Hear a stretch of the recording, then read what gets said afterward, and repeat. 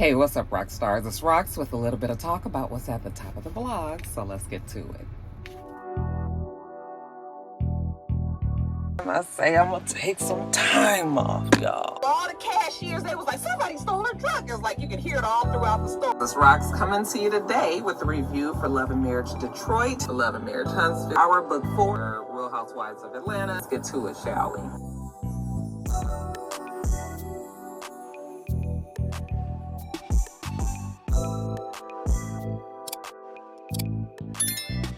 All right, you guys, I know it's been a long time since I saw you guys. I sure do be missing you guys during the week. But if you guys follow me on Instagram, I stay pretty active on my stories. I don't really post much on my just regular post feed, but I like to stay active on my stories because that's just immediate conversation back and forth with you guys. I just love to do it over there. I don't do it every day, but if I do start the day on my stories, usually I'm going to be on my stories that day. Okay, so just letting you guys know, if you missing old Rock, if you're missing old Rocky, I do be kind of reaching out to folks through Instagram. I've debuted my bald head and everything over there.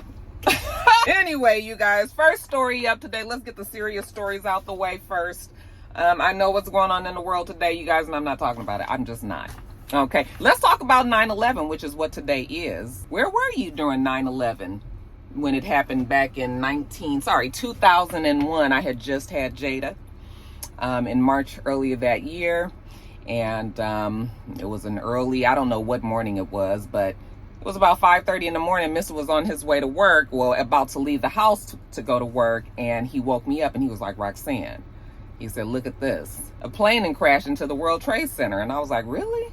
And so right when he turned on the TV, and I was kind of rolling over to look at the TV, right as he was turning it on, we saw a second plane crashing into the other tower.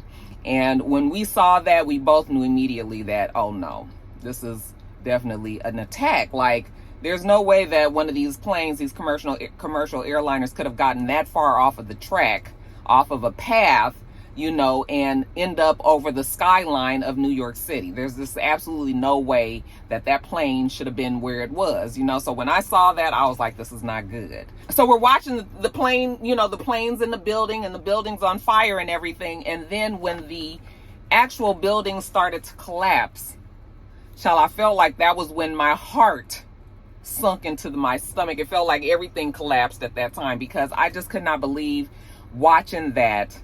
And just knowing the amount of people that just not only those two towers held, but just people in that. If you've been to New York City, it is a massive amount of people just on the streets out there, So immediately my mind was like, oh my God, all those people.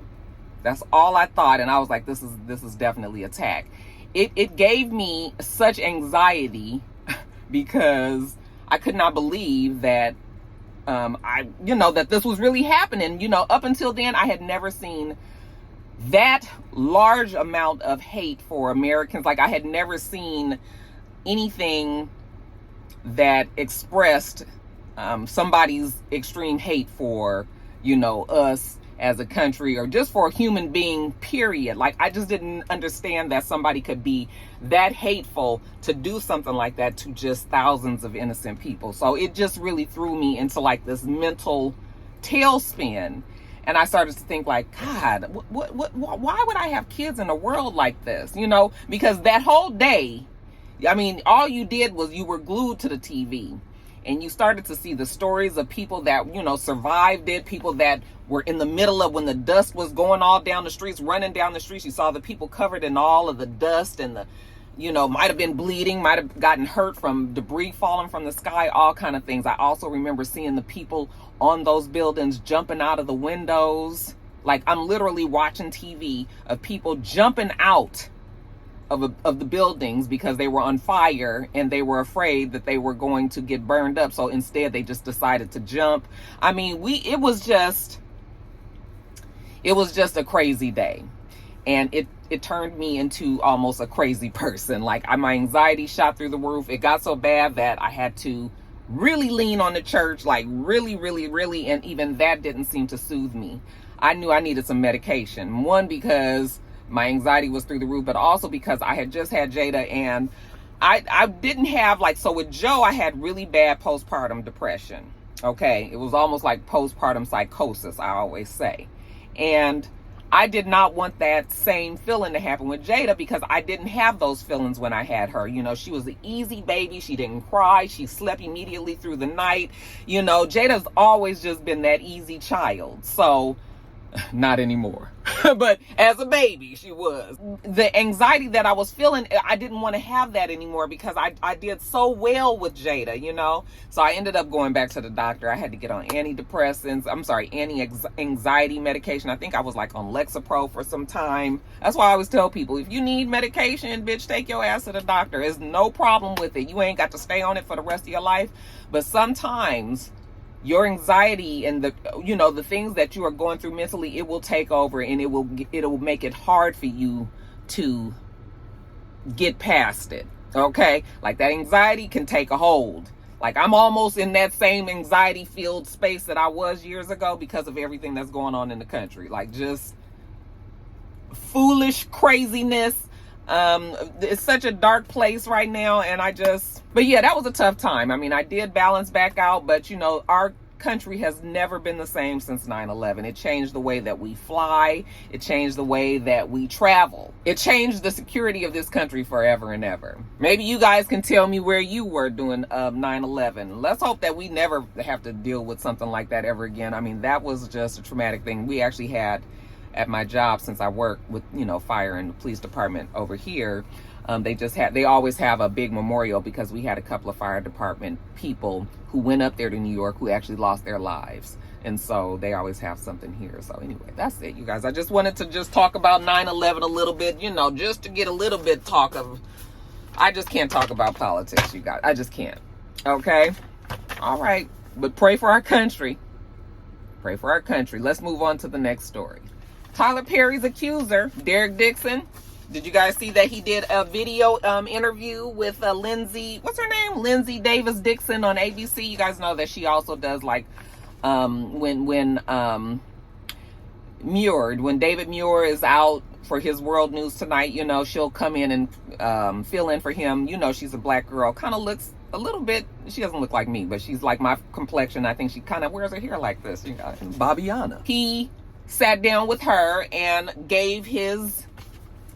basically gave a detailed account of what happened. The paperwork that he put in for the court, he gave us out of his own mouth what happened when he ended up staying at the guest house at Tyler Perry's residence. So you guys know that we talked about this when I was telling you guys about the court documents and everything, and the fact that Derek Dixon was over at Tyler Perry's house, and remember, he told us that, you know, they had drank too much and he wasn't supposed to, he didn't feel like he could leave, and Tyler made him comfortable enough to want to stay, but then Tyler came and slid up on him and grabbed his butt, pulled his underwear down or something, and he ended up getting so afraid that he ended up locking himself, I think he said, in the bathroom of the house or something like that. And then the next day, Tyler Perry called him and apologized, and okay, so he gave that whole account. All right. Wasn't our first time hearing about it. But what I will say is the media has not been reporting on this Tyler Perry story. You guys have to see the differences between the Tyler Perry story and Puffy. I mean, we obviously know the differences, because Puffy's story was years and years and years of people that had been saying that Puffy was doing these things and all of that, and the trafficking and all. Okay, we knew why they was coming after Puffy. Puffy was widely unliked. Tyler is different, okay? Tyler has the Christian community, the church-going folk, I should say, in his back pocket. And he knows that. Tyler's very powerful, not only because the black community has his back pretty much 100%, but also because Tyler Perry has a lot of respect in media. And so media is not reporting on this story, nothing like they were doing for Puffy. All right. I was actually shocked that ABC was the one that actually said that they were going to do an interview with this Derek Dixon guy. You know, that was interesting to me. I didn't expect for it to be such a big, large network to actually give him that shine. Tyler Perry has a lot of power in the industry. And then if you guys watched any comments of people that were watching those interviews, largely nobody believes Derek Dixon. Okay. I don't know if it was even smart for Derek Dixon to do that interview. You know, I think he did it because of the fact that there's nobody that's really covering this. So he was hoping that this was going to bring him some shine. But to me, it has brought negative shine to his story. Mostly because, you know, we know that he's suing for what, $260 million or something like that.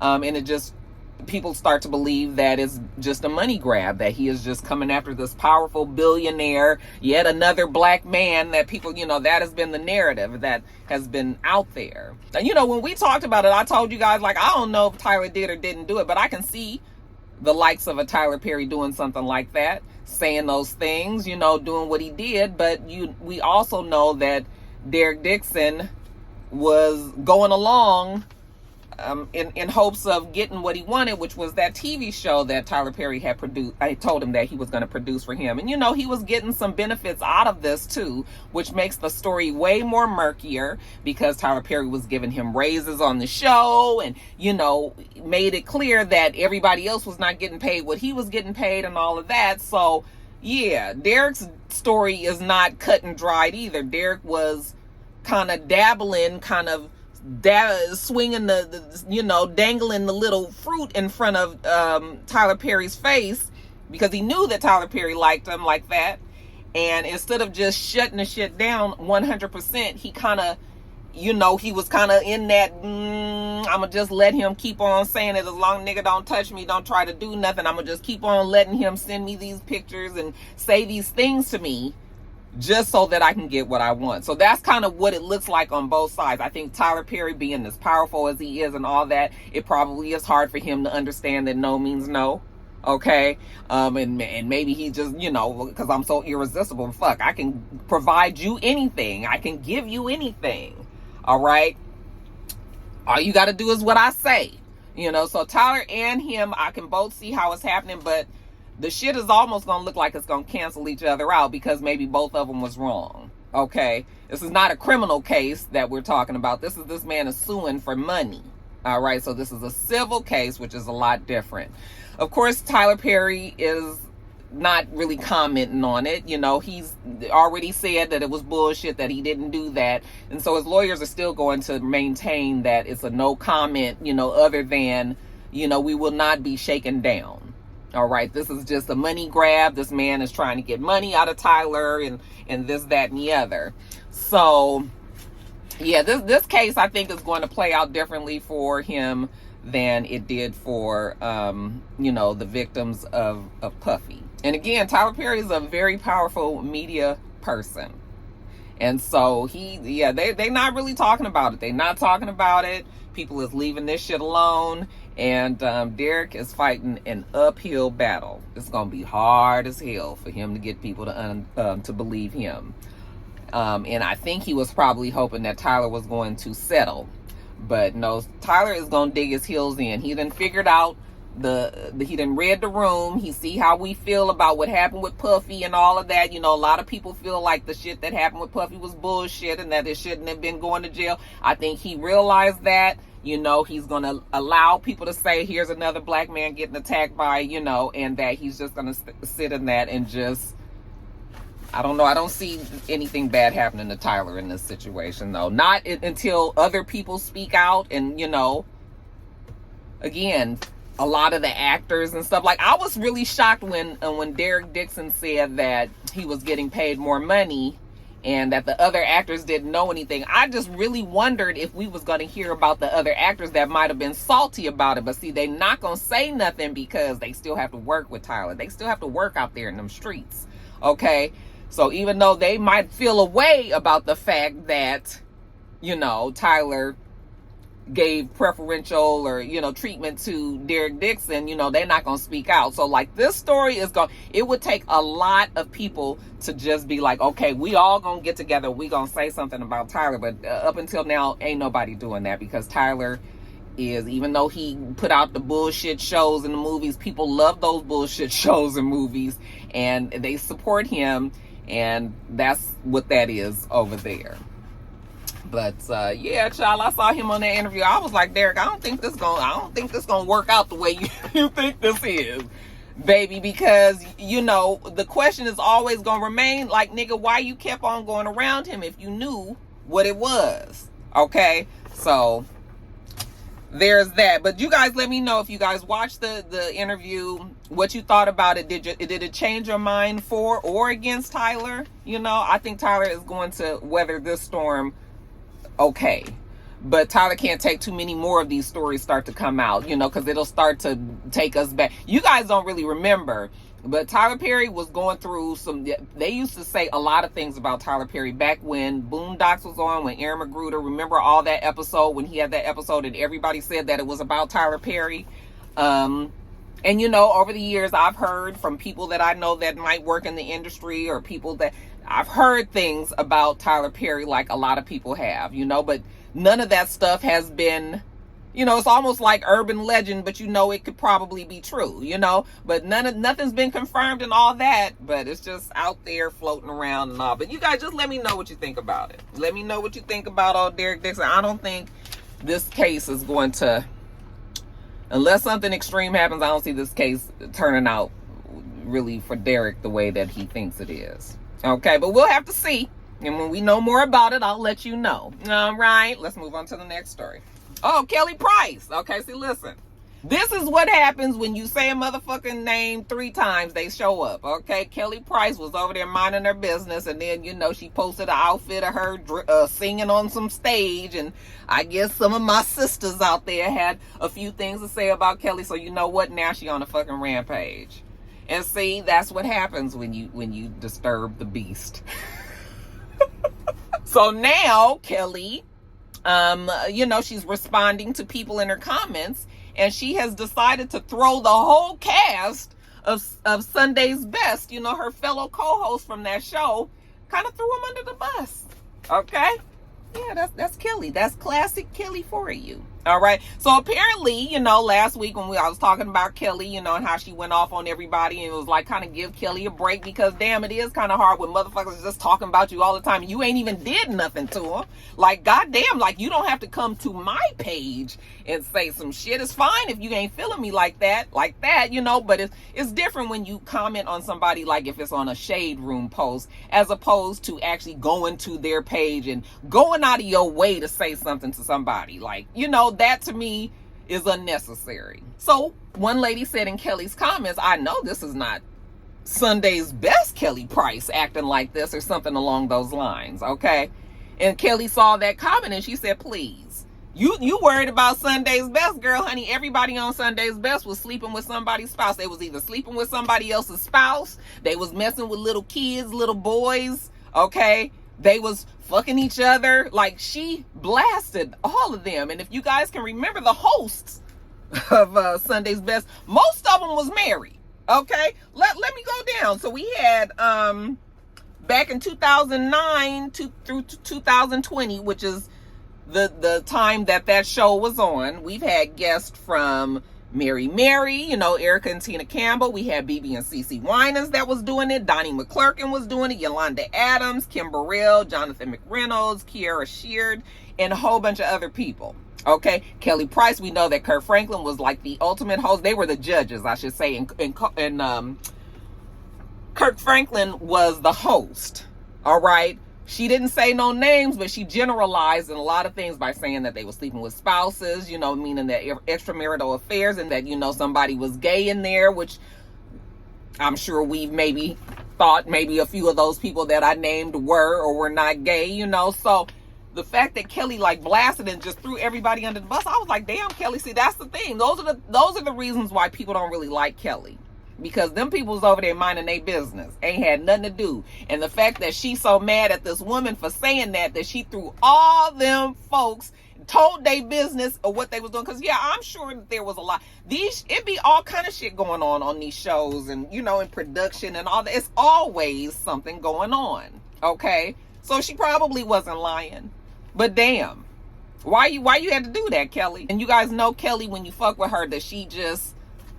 This is the shit that she does. Hi. He was like, why is she waving? Nigga, I'm not waving at you, Mr. Policeman. I am. Anyway, but I know she was mad. Okay. Y'all leave Kelly alone. She not a happy, just leave her alone. Okay. Next story. Child, let's talk about this all-girls school in Jamaica. It's called St. Andrew's School for Girls. They announced a ban via Instagram that for this fall season coming up, fall semester coming up, that they ain't gonna be having no damn curtain bangs. You cannot have bangs that cover your edges or anything like that. Okay. And of course, when I saw the article, or when I saw the post on wherever it was, immediately I was like, this is ridiculous. Like, why, out of all the shit that we need to worry about in this world today, you guys are worried about these kids and these fucking bangs, all right, or these edges, and I'd like to, side note, take credit for these curtain bangs. I remember years and years and years and years ago when Jada was little, and I told you guys that Jada used to do my baby hair when I had braids, and that she would do some things that look like a valance. And I said, it kind of looks like a curtain. That was before anybody was saying that shit. Nobody was saying it. I feel like I'm the one that coined the term. I didn't get the credit. Kind of like, bling bling with Lil Wayne. Anyway, getting back on track here. Yeah, my initial thought was, yeah, that's ridiculous. This is stupid. Why is this a thing? This is just another case where a school is just trying to control some kids, right? But then when I started thinking about it, I said, there are times when things can become a distraction, when things can get so big at a school that it can become a distraction. Now, this is an all-girls school. You know how we girls can be, right?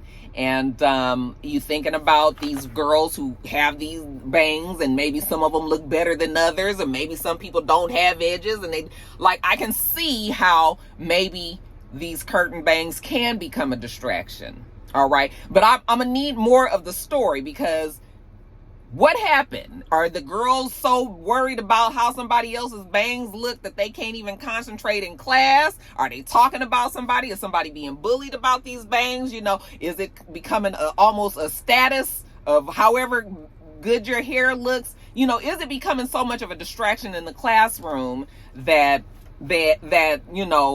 you need to do something about it? Or is this just a case of somebody getting tired of looking at all these ugly ass fucking bangs? They've deemed it ugly in their eyes, and they just want to stop it, because that's when it don't be right. When it's somebody that just be like, oh, if another child come in here with that stupid ass looking shit on their head, then that to me is silly. Because again, why are you worried about that? I think that you can give young people this freedom to be able to express themselves, as long as it's not messing up nothing else. Okay, if them girls if they want to walk around with that shit on their fucking head, is the work getting done? Are we in class? Are we getting our work done? We, doing all this? And is this just a matter of aesthetics and you don't like looking at them? I think that's when it's silly. Now, of course, no school is going to admit them being silly or petty. So they just gonna be like, y'all just stop wearing them damn bangs. And it's just gonna be what it is, you guys. I mean, it ain't nothing to be, having it ain't that big of a deal. But, when you're young and when you're being told not to do something that you like to do, it feels like it's a big deal. Them girls won't even worry about that shit in the future. But yeah, it is kind of petty, but then it's like, what all the things else in the world. I just need to know more about the story. You guys know more about the story? If you do, you can let me know. All right, but yeah, I was just like, child, over some damn edges. Anyway, next story, you guys. Lastly, you guys, Simon and Porsha. Oh, they still going back and forth, you guys. Now, Porsha, she's been like on this, I don't follow Porsha anymore, but I have seen like on Instagram, like on, Shade Room and Ice Cream Convos and all that. Like, she's been posting pictures of herself, like, her just looking really good. Not necessarily for any reason, just self-promotion, which is fine. I mean, she can do that. And she looks great. I mean, Porsha is a beautiful woman. Can't nobody ever say anything negative about how Porsha looks. But she's really been posting a lot of things, and she recently posted a video talking about, like, finally free. and it's over, you know, and her kind of walking out of a door, and it's like this bright light, you know, and it looks like, you know, she's stepping into like her new life and everything. And then Simon chimed in, and he was like, hold on. Here go Miss 265 days a year again. Okay. The shit is not over, not by a long shot. So I don't know, you guys. I feel like Porsha probably picked the right one this time, because Simon don't seem to be like he is going to be the person that lets Porsha go. It looks like he has it in him to get some sort of vendetta off. And yeah, I feel like Simon is going to be a pain in her ass, a thorn in her side for a long time. Now, Porsha did come up because she won her divorce settlement. You know, she was able to stay in the house and all that, even though Simon is not paying his lawyer. So the lawyer didn't put a lien on the fucking house, so the house might end up being gone anyway, you know. But yeah, I think Porsha is probably like, fuck, this nigga was really the wrong one. Because, you know, if everybody says, you know, if Simon is the scammer, or, you know, the person that he says he was, like, he probably has a lot of arsenal. He probably has a lot of things that he can do to try to make that girl's life miserable. Or just annoyed, you know, just always around. I just feel like Simon is not going to leave her alone. I'm like, girl, you kind of asked for it with that one, you know, because you just had to have the nigga. Okay? I know Fallon is probably like over there like, girl, there you go. But, you know, so far, Porsha is still winning. Porsha is still winning so far. But yeah, I think that Simon is not going to ever give that girl a break. Not for a while. Not for the things that, you know, he said that he feels taken advantage of. Simon means to make Porsha answer for that. So I think he's going to be around for a while, y'all. Bitch assness. But I can't worry about Porsha or Simon, because both of them did the exact same thing to each other. Okay, and it was just a matter of who was going to win that fight. Who was going to win that battle. But they both ain't right. They both were scamming. Okay, Simon wanted what he wanted, and so did Porsha, and it turned out the way that it did. Okay, better luck next time. But I'm gonna sit around, honey, with the popcorn, and I'm gonna see what else comes out of this beef with Porsha and Simon, because it's pretty funny. Okay, but that's that on that.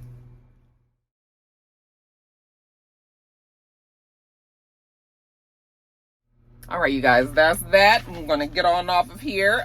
We do this every single week, so make sure you thumbs up the video, comment, and subscribe, and make sure you come back.